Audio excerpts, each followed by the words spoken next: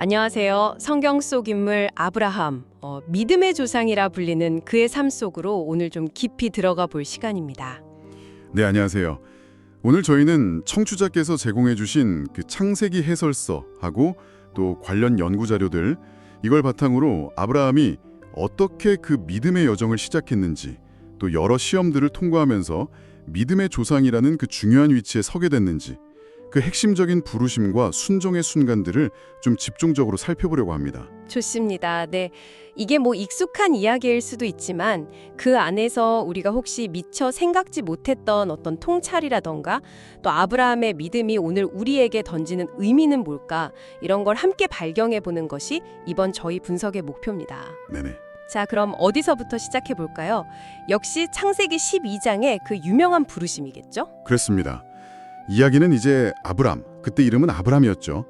하나님으로부터 너는 너의 고향과 친척과 아버지의 집을 떠나 내가 내게 보여줄 땅으로 가라, 이 명령을 받는 데서 시작하는데요. 여기서 주목할 점은 보여줄 땅이지 보여준 땅이 아니라는 거. 그러니까 목적지가 불확실했다는 거죠. 정말 그렇죠. 모든 익숙한 것, 안정된 기반, 이걸 다 버리고 어디로 가는지도 모른 채 떠나라니. 어휴, 청취자 여러분께서 만약 이런 제안을 받는다면 어떤 심정일지 상상만 해도 좀 아찔한데요. 네.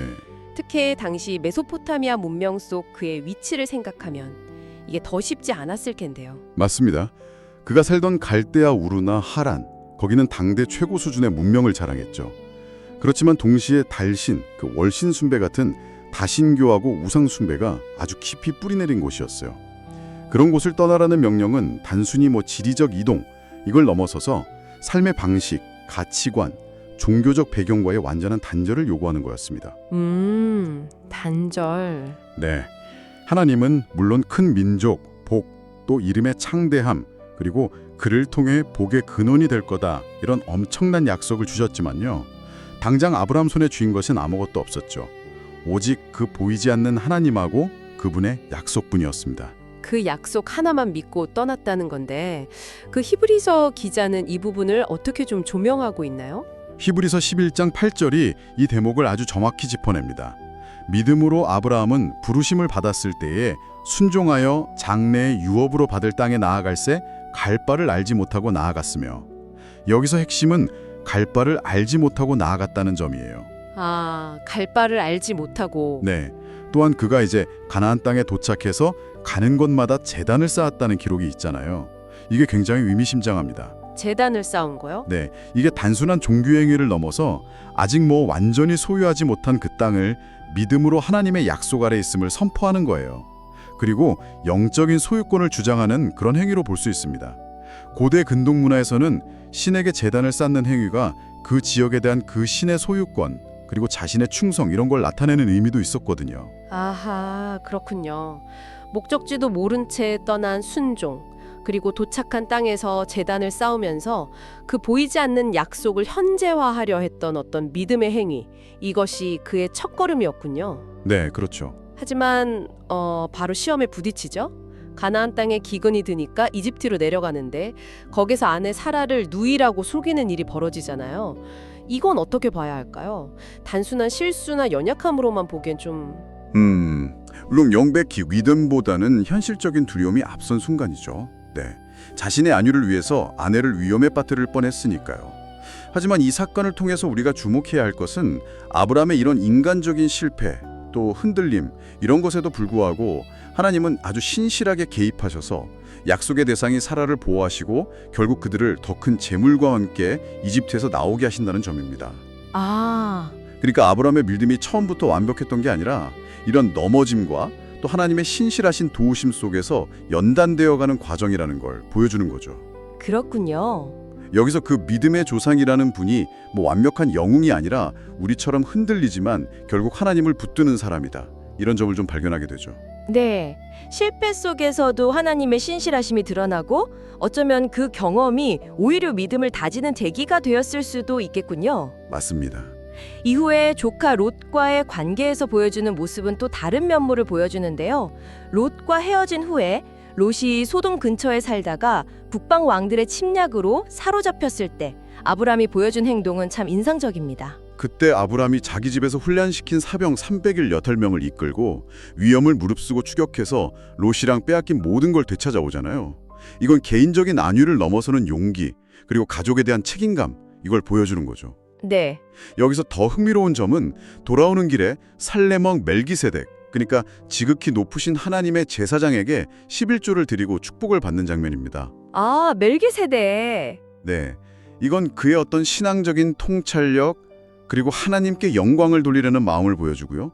그리고 결정적으로 승전 후에 소돔 왕이 전리품을 가지라고 제안했을 때 네 말이 내가 아브라함으로 부자 되게 하였다 할까 하여 내게 속한 것은 실 한 오락이나 들매끈 한 가닥도 내가 가지지 않겠다. 이렇게 단호히 거절합니다. 와. 이건 이집트에서의 실패하고는 좀 대조적이죠. 이제 그는 인간적인 방법이나 세상적인 부가 아니라 오직 하나님만을 의지하겠다는 그런 강력한 의지를 보여주는 겁니다. 확실히 믿음의 성장이 느껴지는 대목이네요. 이집트에서의 모습과는 사뭇 다릅니다. 이러한 과정을 거쳐서 하나님께서는 아브람과 아주 중요한 언약을 맺으시죠. 창세기 15장의 그 획볼 언약 장면, 정말 독특하고 강렬한데요. 이 언약의 핵심은 뭘까요? 아브라함에게는 또 어떤 의미였을까요? 창세기 15장은 아브라함의 믿음 여정에서 정말 매우 중요한 분기점입니다. 롯을 구출하는 그런 용맹함을 보였음에도 불구하고 그는 여전히 후사가 없는 것에 대한 깊은 불안감을 가지고 있었어요. 주 여호와여, 무엇을 내게 주시려 하나이까? 나는 자식이 없으니 나의 상속자는 이 다메섹 사람 엘리에셀입니다. 이렇게 말하죠. 인간적인 한계 상황 속에서의 솔직한 탄식이에요. 그렇죠. 이때 하나님이 그를 밖으로 이끌어서 밤하늘의 별을 보여주시면서 네 자손이 이와 같으리라는 약속을 다시 한번 아주 시각적으로 확인시켜 주십니다. 그 약속을 아브람이 믿었을 때 성경은 여호와께서 이를 그의 의로 여기셨다 이렇게 기록합니다. 이게 신학적으로도 굉장히 중요한 구절이죠. 맞습니다. 바로 그 이신칭이, 그러니까 행위가 아니라 믿음을 통해 하나님 앞에서 의롭다고 인정받는다는 교리의 핵심적인 근거 구절 중 하나입니다.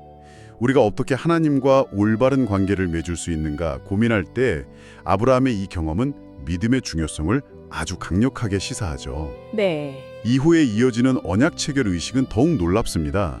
그 쪼갠 짐승 사체들 사이로 아브라함이 아니라 하나님을 상징하는 타는 횃불만 지나가요. 하나님만요? 네, 고대 근동에서 언약을 맺을 때는 보통 양 당사자가 그 쪼갠 짐승 사이를 지나면서 언약을 어기면 이 짐승처럼 될 거다 이렇게 서약을 했는데 여기서는 하나님 홀로 그 책임을 지시겠다는 아주 강력한 의지를 보여주시는 겁니다.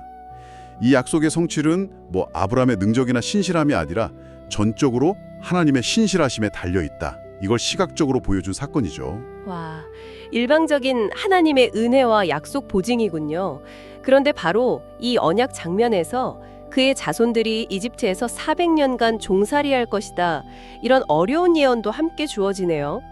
약속과 함께 고난에 대한 예고가 있다는 점이 참 의미심장합니다. 네, 맞아요. 이게 믿음이라는 것이 단순히 밝고 긍정적인 약속만을 붙드는 게 아니라 때로는 이해하기 어려운 하나님의 장기적인 계획과 섭리, 심지어 고난까지도 신뢰하면서 받아들이는 거다. 이걸 보여줍니다. 당장의 현실 너머를 보는 믿음이죠. 하지만 이 약속에도 불구하고 아브람과 사레는 또다시 인간적인 조급함을 드러내죠. 사레의 제안으로 여종 하가를 통해 이스마엘을 낳는 사건이요. 아, 그렇죠. 약속을 받았음에도 기다리지 못하고 인간적인 방법을 사용한 또 한 번의 엇갈림이군요. 그렇습니다. 이건 하나님의 때와 방법을 신뢰하지 못한 결과였고 결국 가족 내 불화와 갈등을 야기했죠. 그리고 그 파장은 역사적으로도 꽤 오래 지속되었고요.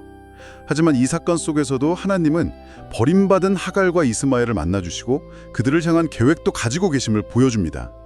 하나님의 주권적인 계획은 인간의 실패를 통해서도 그리고 그 실패의 결과까지도 다 품으시면서 나아간다는 걸 생각하게 해요. 그리고 13년이라는 긴 시간 후에 하나님께서 다시 나타나셔서 언약을 갱신하시면서 중요한 변화를 요구하시잖아요. 바로 이름 변경과 할례 의식이죠. 창세기 17장.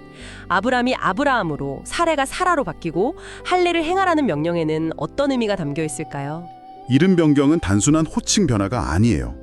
고대 사회에서 이름은 그 사람의 본질, 운명, 정체성을 담는다고 여겨졌거든요. 아브람, 그러니까 존귀한 아버지에서 아브라함, 여러 민족의 아버지로, 또 사레, 나의 공주에서 사라, 여러 민족의 어머니로의 변경은 하나님께서 그들을 통해 이루실 약속의 범위가 개인과 가문을 넘어서 온 세상으로 확장될 거다.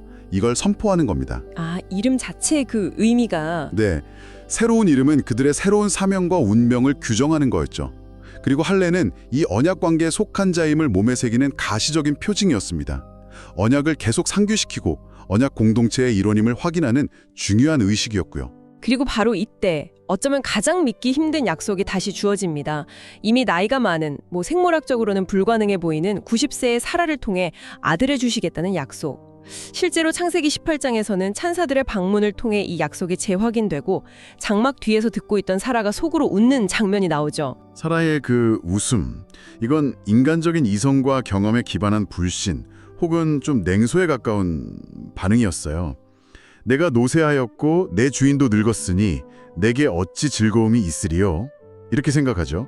하지만 하나님은 여호와께 능하지 못한 일이 있겠느냐고 반문하시면서 인간의 한계를 초월하는 하나님의 전능하심을 강조하십니다. 능하지 못한 일이 있겠느냐. 네, 흥미롭게도 나중에 약속대로 아들 이삭, 그 이름 자체가 우줌이라는 뜻이잖아요.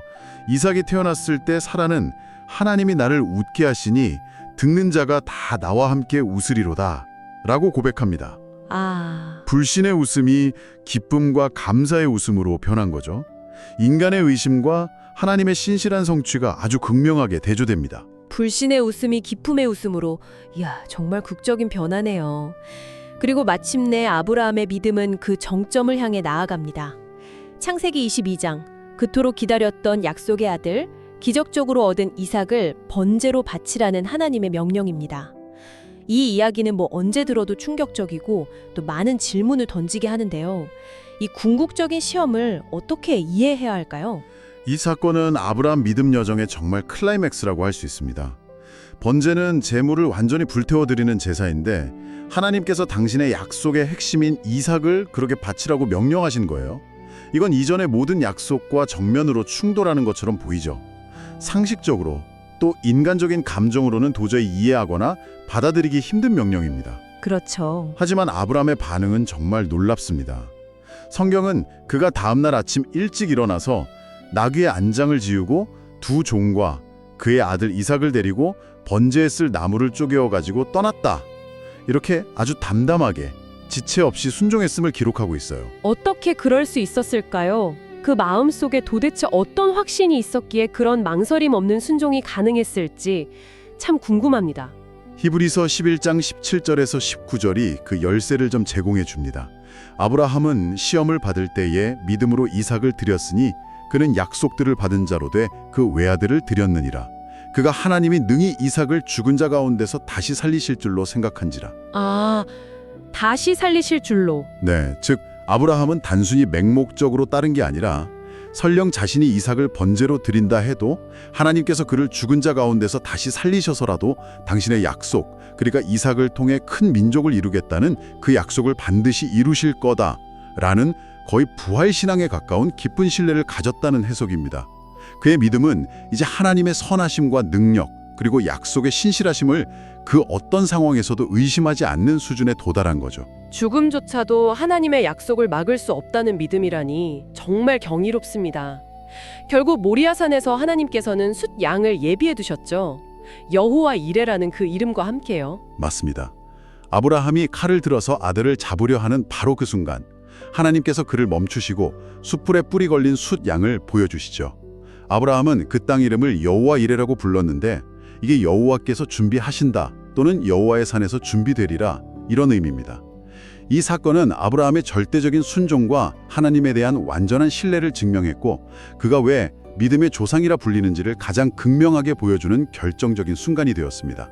많은 분들이 여기서 자신의 아들 예수 그리스도를 세상 죄를 위한 희생 제물로 내어주실 하나님의 사랑과 구원 계획의 예표를 보기도 합니다. 자, 이렇게 아브라함의 부르심부터 시작해서 여러 시험과 연단, 또 언약 관계의 심화, 그리고 이삭을 바치는 그 궁극적인 순종까지 그의 믿음의 여정을 쭉 따라와 봤습니다. 이 모든 것을 종합해 볼 때 아브라함이 시대를 넘어서 믿음의 조상으로 불리는 핵심적인 이유는 무엇이라고 좀 정리할 수 있을까요? 몇 가지 중요한 측면을 짚어볼 수 있겠습니다. 첫째는 불확실성 속에서의 순종입니다. 갈 바를 알지 못하고 떠났던 그의 첫걸음. 이게 믿음의 본질, 즉 보이지 않는 것을 신뢰하는 용기를 보여주죠. 네. 둘째는 과정을 통한 믿음의 성장입니다. 그는 처음부터 완벽하지 않았어요. 실패하고 넘어졌지만 그 과정 속에서 하나님의 신실하심을 경험하면서 믿음이 연단되고 깊어졌습니다. 그렇죠. 셋째는 상황을 초월하는 약속에 대한 신뢰입니다. 인간적인 계산으로는 불가능해 보이는 약속들, 노년의 출산이라든가 약속의 아들을 제물로 바치는 명령 같은 것들 앞에서 결국 하나님의 능력과 신실하심을 붙들었죠. 넷째, 이 땅에서의 나그네 의식. 히브리서가 강조하듯이 그는 약속의 땅에 살면서도 장막에 거하며 더 나은 본향, 즉 하나님 나라를 소망하는 나그네로 살았습니다. 아, 나그네 의식. 네, 마지막으로 믿음으로 의롭다 인정받음. 그의 삶은 행위가 아닌 하나님을 향한 믿음이 하나님과의 관계에서 가장 중요하다는 걸 보여주는 원형이 된 거죠. 단순히 명령에 복종하는 것을 넘어서서 하나님과 씨름하고 때로는 의심하고 질문하면서도 결국 신뢰를 선택하며 깊은 관계를 맺어간 그 과정 자체가 그의 믿음을 참 입체적으로 보여주는 것 같습니다.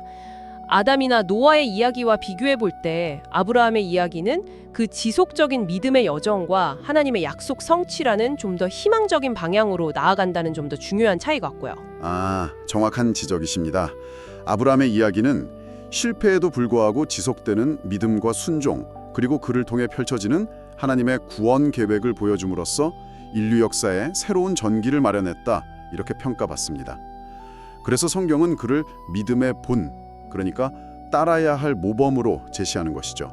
오늘 아브라함의 부르심과 순종의 발자취를 쭉 따라가며 그가 왜 믿음의 조상으로 불리는지, 그의 믿음이 어떤 과정을 통해 형성되고 또 증명되었는지 깊이 있게 탐색해 보았습니다.